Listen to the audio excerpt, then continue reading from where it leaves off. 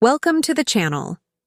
Today, I'm going to tell you a real and impressive story of a near-death experience that completely changed a man's life.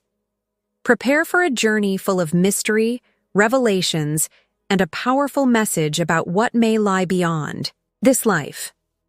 Before we start, tell me in the comments which city you are watching this video from.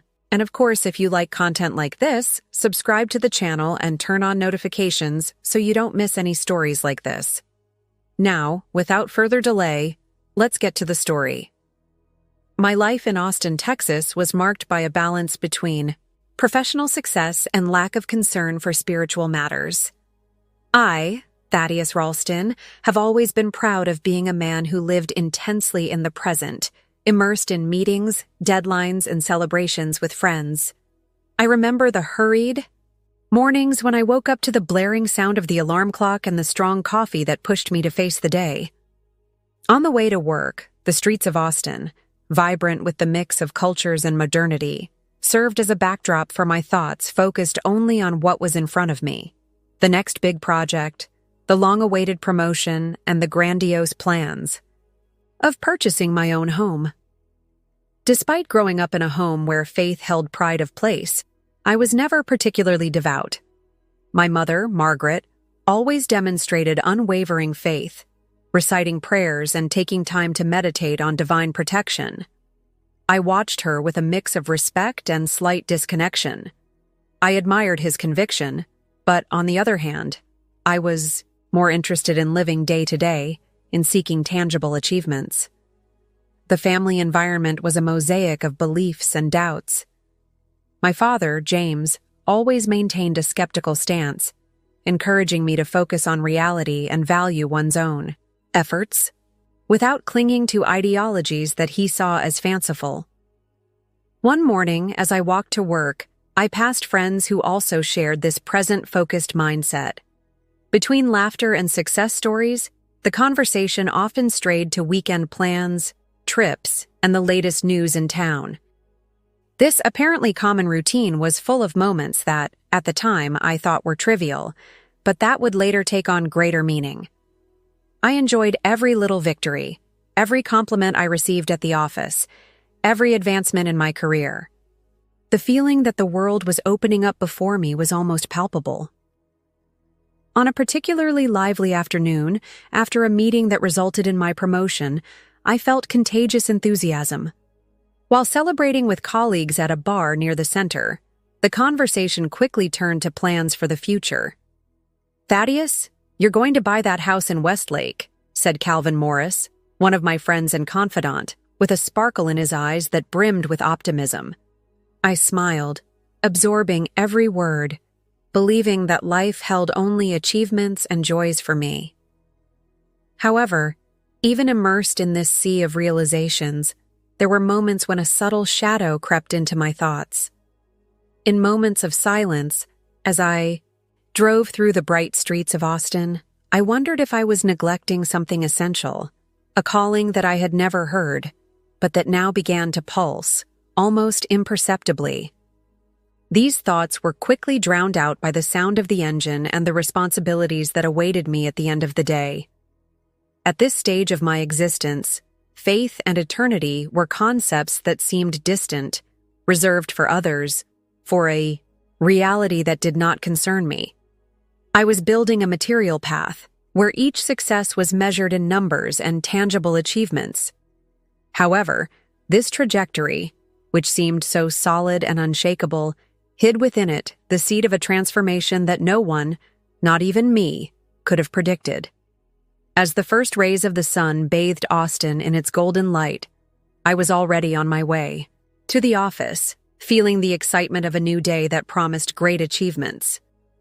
The company's corridors, full of energy and ambition, were the stage where I dedicated myself with fervor to transforming challenges into opportunities.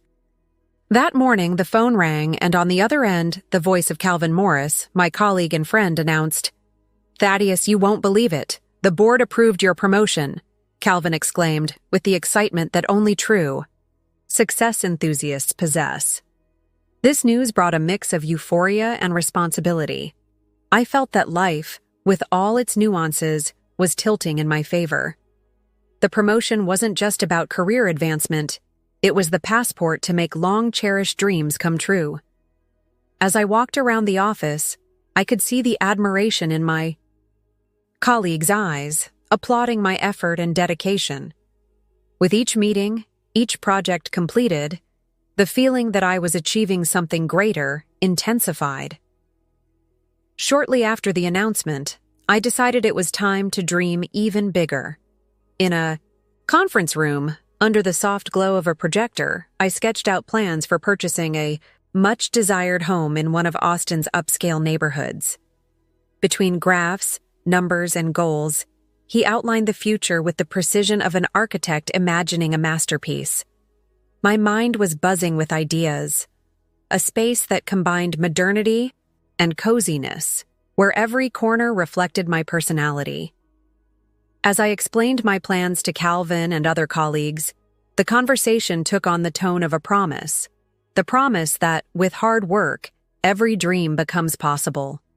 Thaddeus, you've always been one of those who transform the impossible into reality, said Calvin, smiling with that glow that only true confidence possesses. I'm sure this house will just be the beginning of a new era for you. Enthusiasm was not just restricted to the professional environment. As the promotion was consolidated, parallel plans also emerged. The idea of starting my own business, something that had always pulsed within me, but which until then had been left out of my practical thoughts. On one memorable night, while celebrating with friends at a sophisticated downtown bar, the conversation revolved around great achievements and how life could be shaped by our own efforts.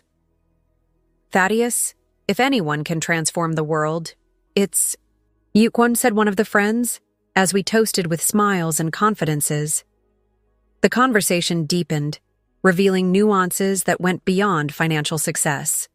Between sips of a cold drink and shared laughter, the desire to leave a mark that transcended the walls of the office and the fleeting glow of the spotlight emerged. Even though faith and eternity were themes that I had always relegated to the sidelines, at that moment, a part of me began to wonder if there was something greater to be discovered.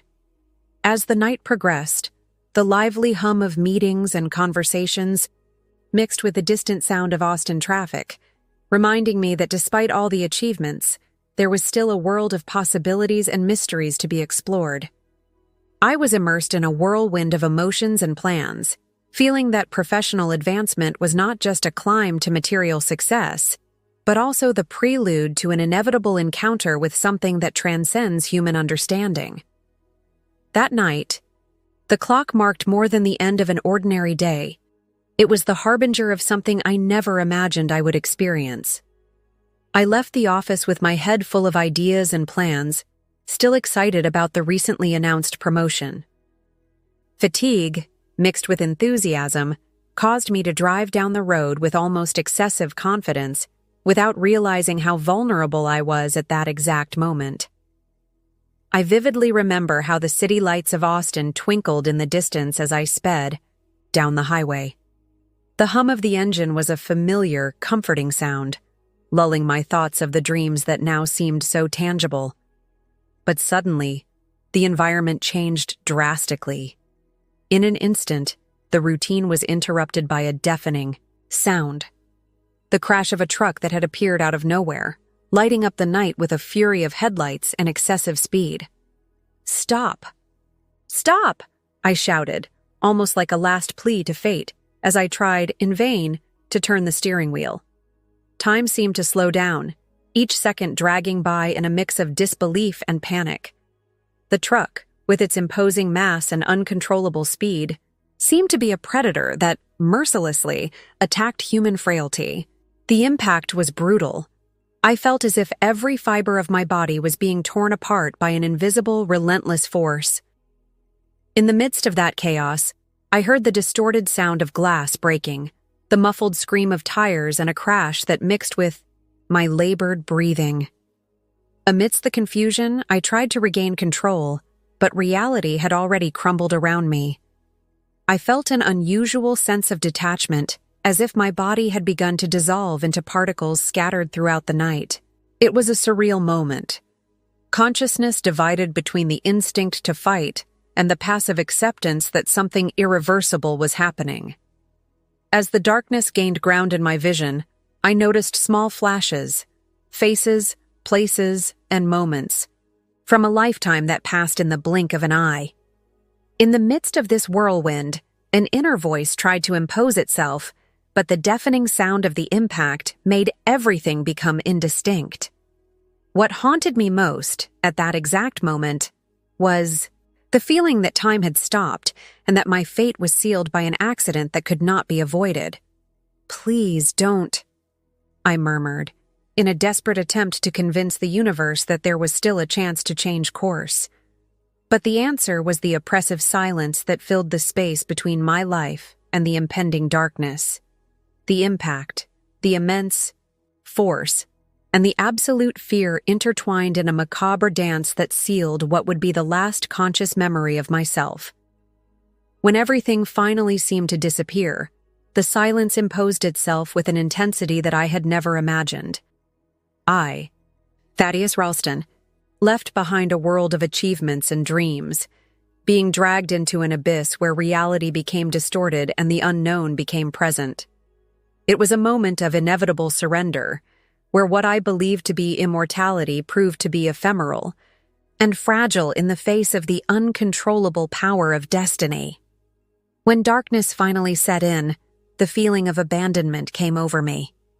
It was as if I had been thrown into an infinite space, devoid of any reference, an absolute void where time and space had lost their meaning. I floated, disembodied and directionless, in the midst of a silent immensity that, paradoxically, pulsed with an unsettling energy. At first, I stood still, trying to understand what was happening. There was no sound of wind, nor any of the familiar noises of everyday life, just a deep silence, as if the universe had decided to pause so I could face something I had never experienced before. And then, little by little, whispers began to emerge. At first they were light, almost imperceptible, like the distant murmur of a crowd that was not approaching. But these sounds soon intensified, gaining contours and textures that confused me and, at the same time, aroused a mix of fear and fascination. "Who's there?" I questioned out loud, even though I knew no one could hear me. "Thaddeus. Thaddeus." The whispers seemed to respond, repeating my name in a way that chilled my soul. The echo of these words resonated through the void as I tried to find a logic for this inexplicable phenomenon. The whispers weren't chaotic. There was a cadence, almost musical, that made me believe that someone, or something, was trying to communicate with me.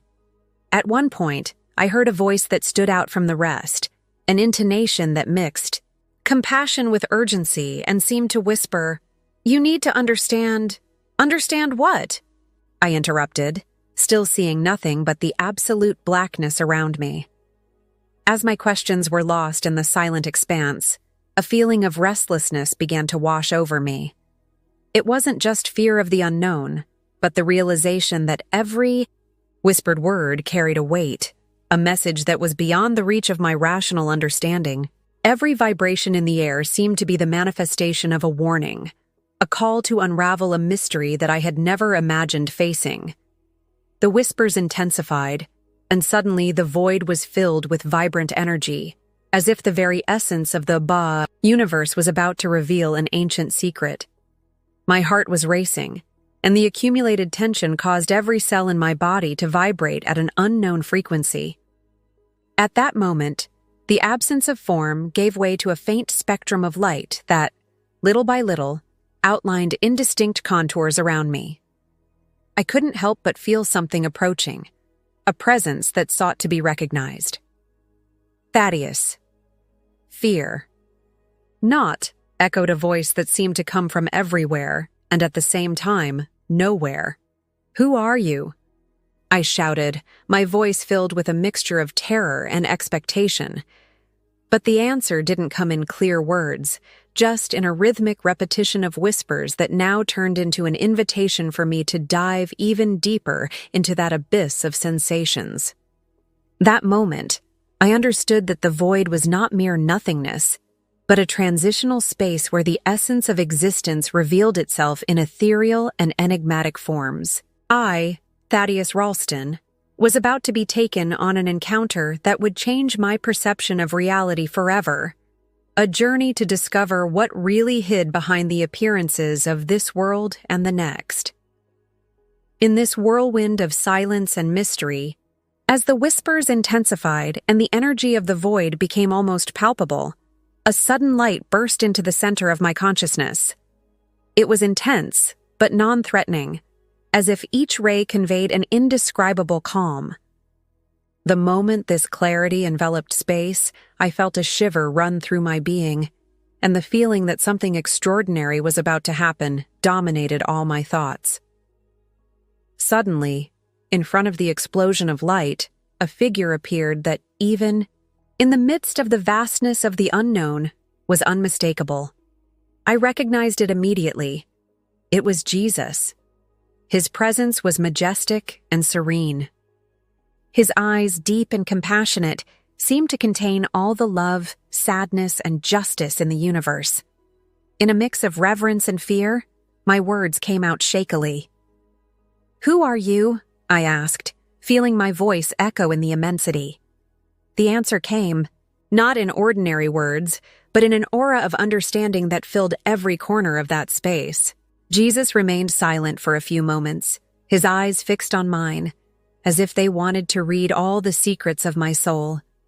Then, with a voice that mixed power and tenderness, he spoke.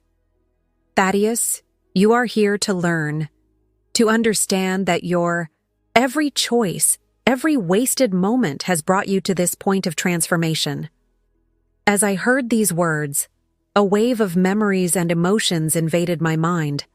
I saw every gesture of indifference, every missed opportunity, every time I ignored the call of truth.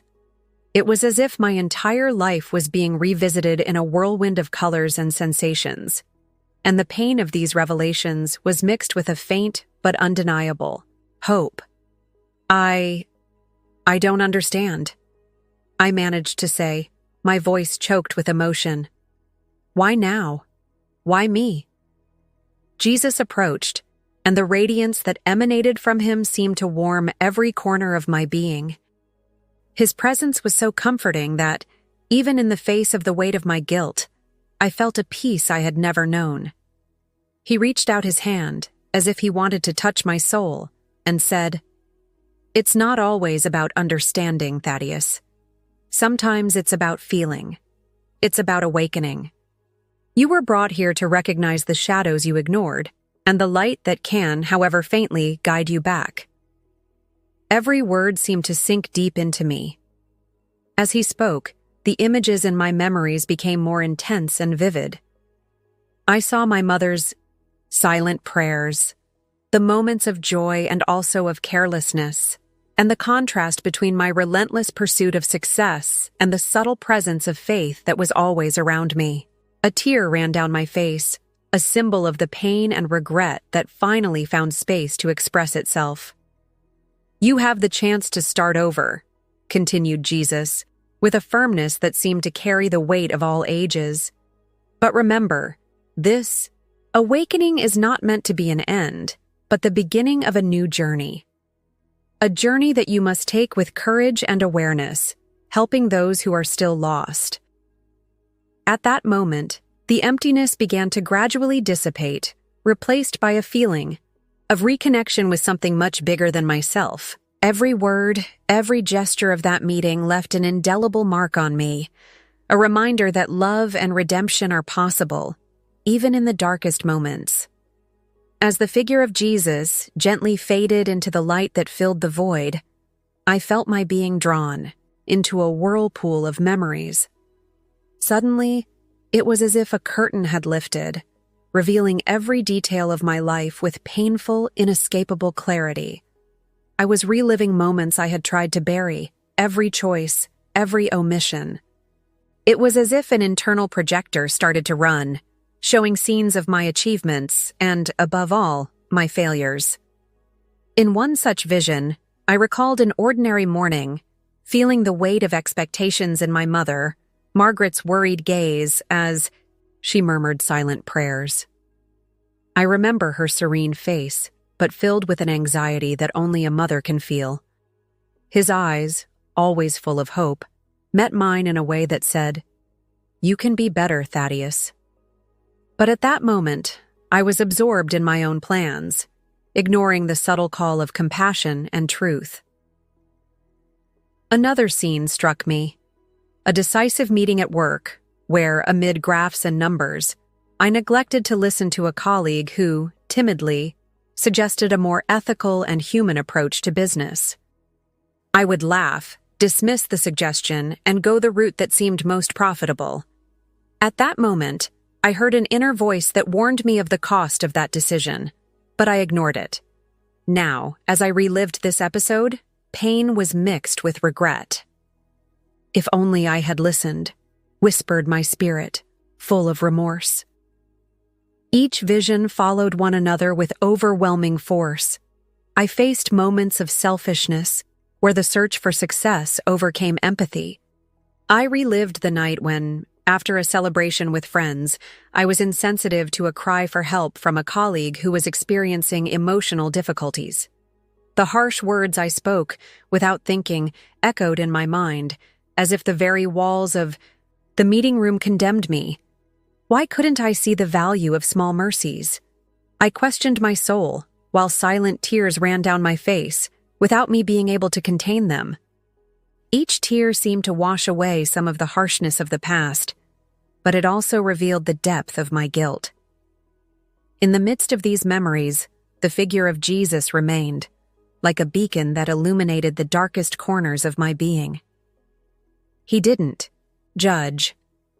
He just watched, his eyes filled with an understanding that transcended time and space. In a moment of deep silence, I felt his hand touching mine, and that feeling of warmth and comfort allowed me, for a brief moment, to believe that forgiveness was possible, even in the face of so many mistakes. Thaddeus, each action has its price, but there is also redemption for those who are willing to learn, said his voice, serene and deep, like the sound of a calm river on a starless night. Reliving life like this was painful, but it was also a lesson in humility. I felt the magnitude of lost opportunities, the pain of not having listened to the whispers of my conscience, and the scar that each wrong choice left on my soul. Amidst the whirlwind of feelings, one question stood out clearly. Would this be the chance to change? Course, to correct the mistakes that had marked my trajectory. Every vision, every memory, was an invitation to transformation. And although the weight of guilt was crushing, there was also a subtle light of hope, the possibility of a new beginning, of a life where the true human essence could flourish, free from the regrets of the past. Suddenly, the intensity of my reunion with Jesus faded, and I was transported to a dimension where the future was taking shape in a disturbing way. In the blink of an eye, the void gave way to an apocalyptic scenario where chaos seemed to govern the destiny of humanity. Before me, the city of Austin turned into a field of ruins, with collapsed buildings, dark streets, and a sky full of dense clouds that blocked any trace of hope. The environment was filled with a biting cold and a feeling of desolation that squeezed the heart. As I walked through the desolate landscape, I realized I was not alone. Silhouettes wandered aimlessly, human figures with lost looks, as if they had been sucked into an abyss of despair.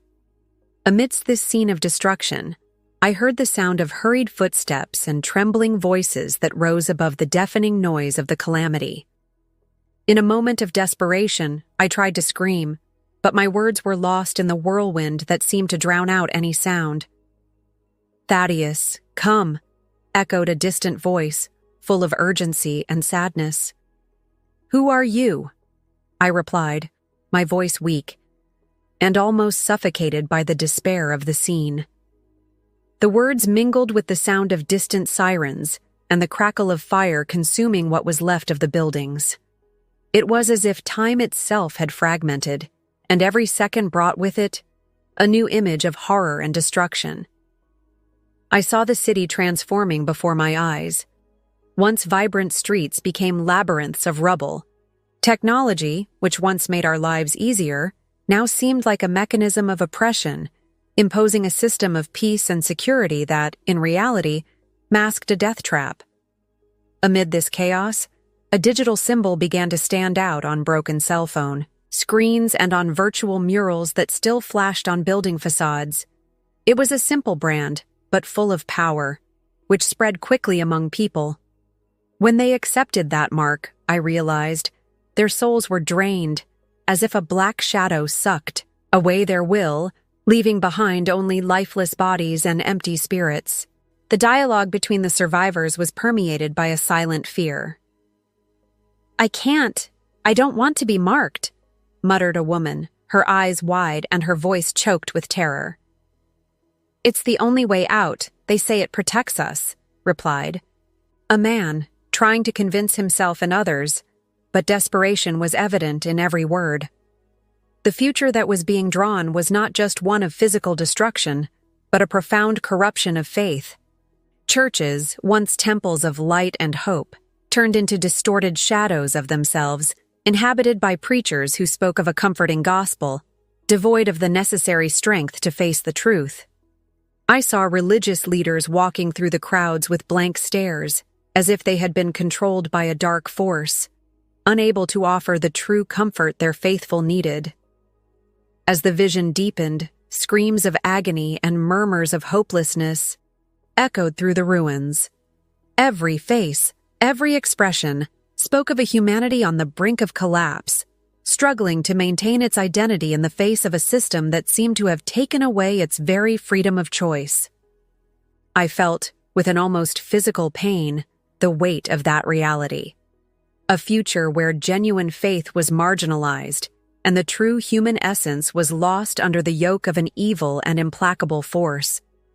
The apocalyptic vision intensified, as if destiny itself was crying out for a warning, a cry that would break the darkness and bring back the light of hope. In the midst of this whirlwind, a feeling of urgency took over me. I knew I needed to absorb every detail of this scene so that I could, one day, warn those who could still be saved. Every image, every sound was engraved in my soul, serving as a warning so that humanity would never be lost completely. Following that apocalyptic vision, the atmosphere took on an even more disturbing tone. While the flames of destruction still danced in the ruins of once vibrant cities, my mind was invaded by a new reality: the corruption of faith and the persecution of true believers. I walked through a landscape where hope seemed to have been betrayed, replaced by an impoverished faith, diluted by empty words and soulless rituals. Arriving at an old church, now just a shadow of its former splendor, I was faced with the painful contrast between what faith could be and what it had become. The walls, once filled with colorful stained glass windows that told stories of redemption, were stained and cracked. The pulpit, which should be the altar of truth, echoed only speeches without conviction, while preachers extolled a gospel of comfort that, in practice, seemed to cover up the brutal reality that surrounded them. Inside the church, I saw a group of true believers, those who, despite adversity, still refused to abandon the essence of faith.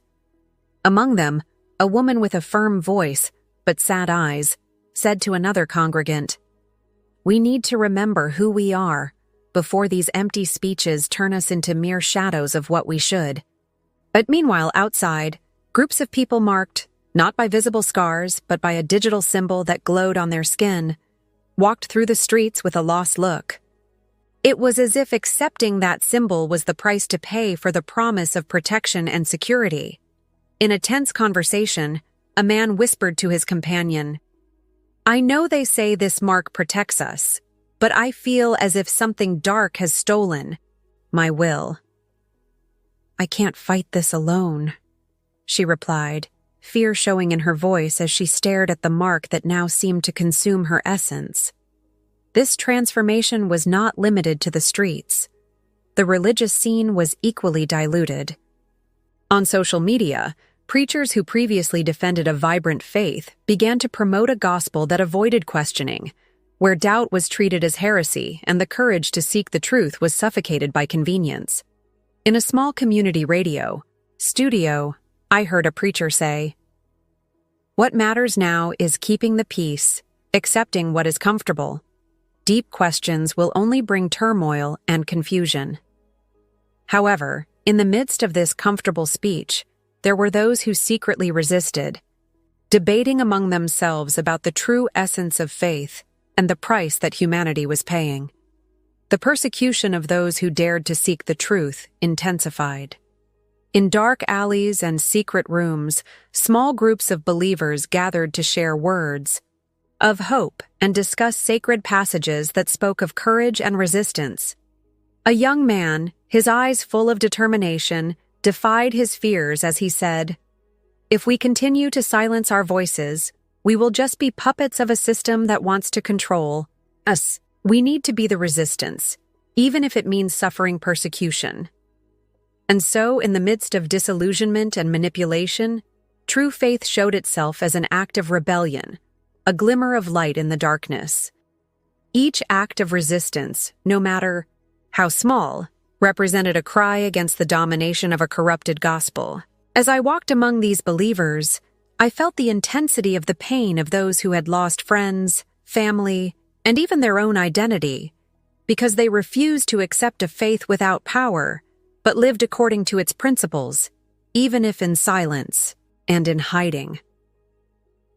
When the vision of a future torn apart and marked by despair began to dissipate, a whirlwind of emotions took over me. The weight of regret, guilt, and fear at what I saw was almost unbearable, and the feeling of emptiness that had enveloped me was now turning into a desperate cry for a second chance. I found myself, on that threshold between two worlds, begging for redemption and an opportunity to right the wrongs that haunted my existence.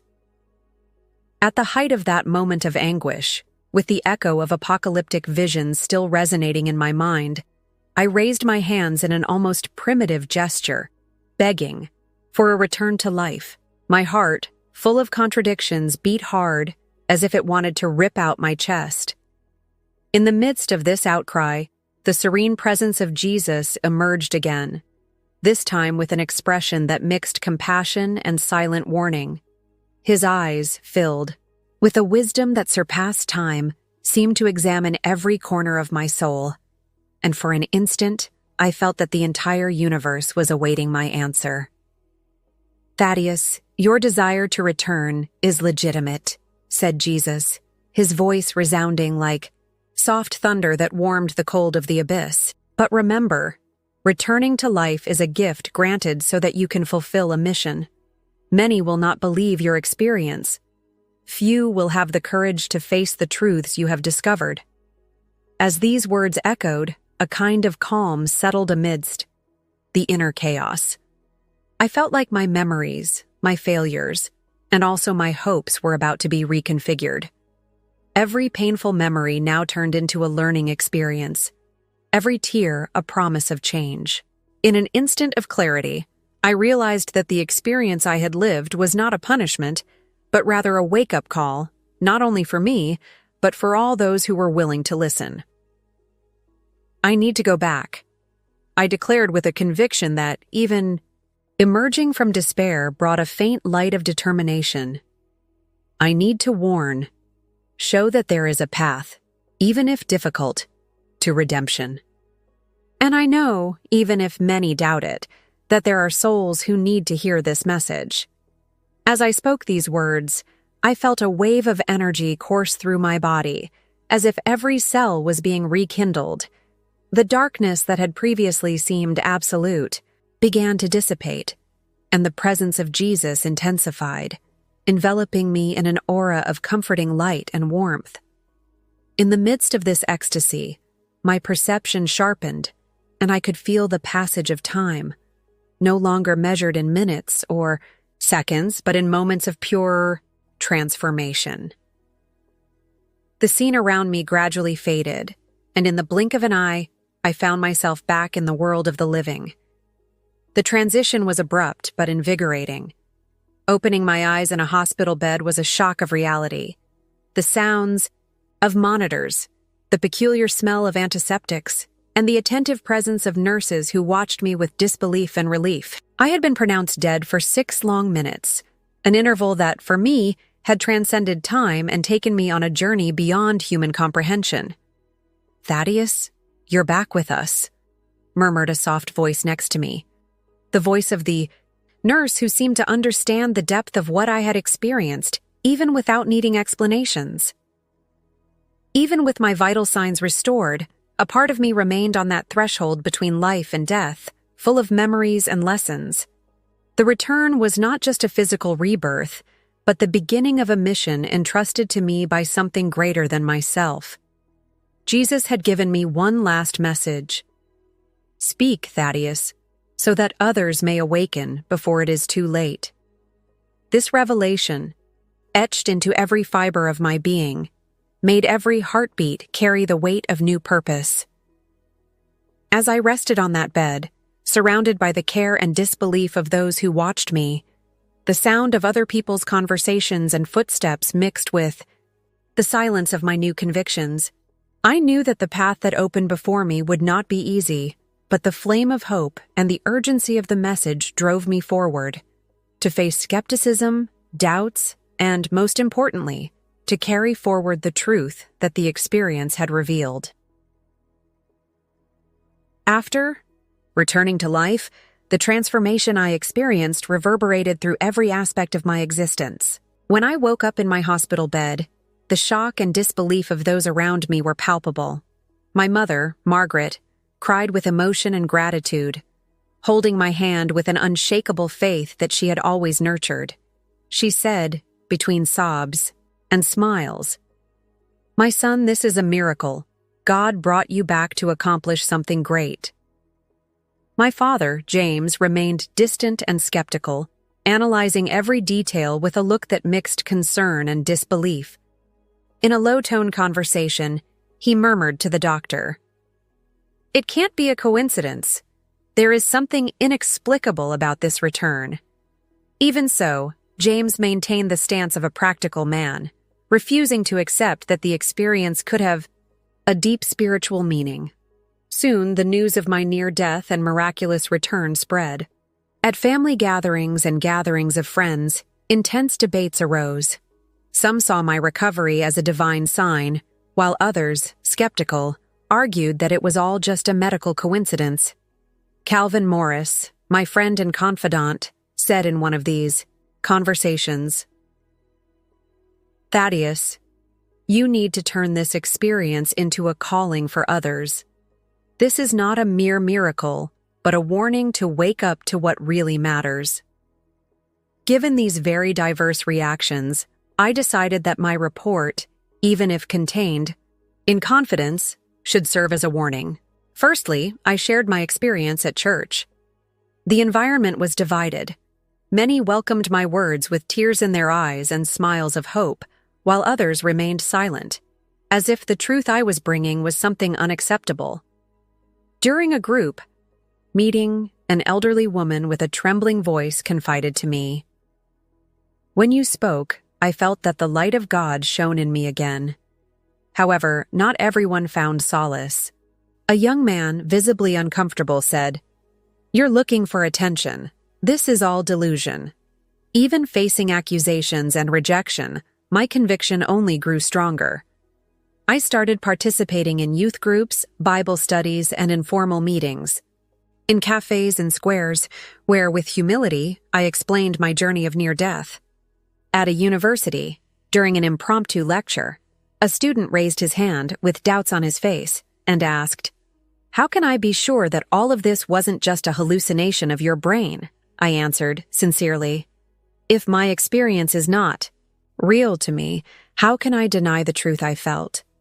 Every tear, Every whisper and every vision showed me that life has more layers than meets the eye. Therefore, the repercussion of my report was not uniform. For my mother, it was a miracle that confirmed faith. For my father, an inexplicable phenomenon that left room for doubt. And for the community, an invitation to reflect on the true meaning of existence. I myself, even though I was aware of the risks of being labeled a sensationalist, understood that what I carried was a mission, to alert and prepare people for choices that transcend the material. Today, I live my life as an ordinary person, working, living together, and celebrating the small miracles of everyday life. Yet, the message remains alive in me, a message that silently echoes the warning. The door is closing. Will you respond before it is too late?